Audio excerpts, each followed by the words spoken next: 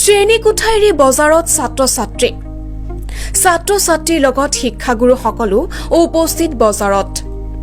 এই দৃশ্য কলিয়াবৰ প্ৰাথমিক শিক্ষা খণ্ডৰ অধীনস্থ হাতীয়েখোৱা প্ৰাথমিক বিদ্যালয়। শাক পাচলি বজাৰখনত বিক্ৰেতাৰ ৰূপত দেখা গৈছে বিদ্যালয়ৰ ছাত্ৰ-ছাত্ৰীসকলক। বিভিন্ন ধৰণৰ শাক পাচলি বিক্ৰী কৰাত ব্যস্ত ছাত্ৰ-ছাত্ৰীসকল। বিক্ৰেতাৰ ৰূপত আহি বজাৰ কৰিছে স্থানীয় গাঁৱৰ লোকসকলে। হাতীয়েখোৱা প্ৰাথমিক বিদ্যালয়ৰ চৌহদতে বহিছে এই অকণিৰ হাট। আচলতে ছাত্ৰ-ছাত্ৰীসকলক ব্যৱহাৰিক শিক্ষা লাভৰ বাবেই বহোৱা হৈছে এই বজাৰখন। কেৱল পুথিগত শিক্ষাৰে নচলে জীৱন, পুথিগত শিক্ষাৰ লগতে জীৱনত ব্যৱহাৰিক শিক্ষাৰো অতি প্ৰয়োজন। তাৰ বাবেই এই আয়োজন হাতীয়েখোৱা বিদ্যালয় কৰ্তৃপক্ষৰ। বজাৰত বিক্ৰেতা হৈ আনন্দিত কণ কণ ছাত্ৰ-ছাত্ৰী আৰু এই কণ কণ ছাত্ৰ-ছাত্ৰীৰ পৰা শাক পাচলি ক্ৰয় কৰিবলৈ পাই আনন্দিত স্থানীয় গ্ৰাহক ৰাইজ।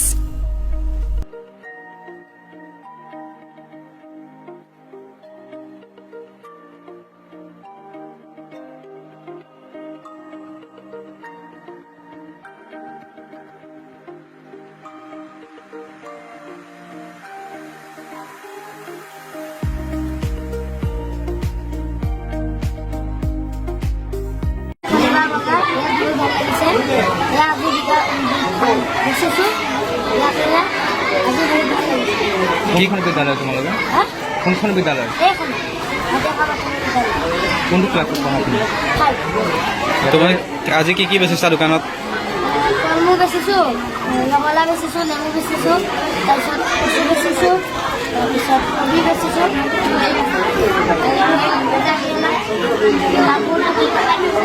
পাচলিবোৰ ক'ৰ পৰা আনিলা?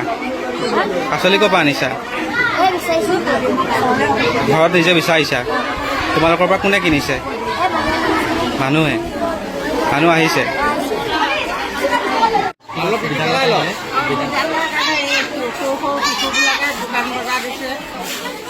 আমিতো এতিয়া গাঁৱৰ মানুহ কিনিবতো লাগিব, তেওঁলোকে ক'লে যাবগৈ। সেইকাৰণে আহিছোঁ, কচু লৈছোঁ, জিকা ল'লোঁ, এনেকৈ বহুত বস্তু কিনিছোঁ। দাম ভালে পৰিমাণৰ পাইছেনে? পাইছোঁ আৰু 20 টকা 10 টকা। মূল্য বৃদ্ধি হোৱা নাই? মূল্য বৃদ্ধি হোৱা নাই? মূল্য বৃদ্ধি হোৱাটো নাই।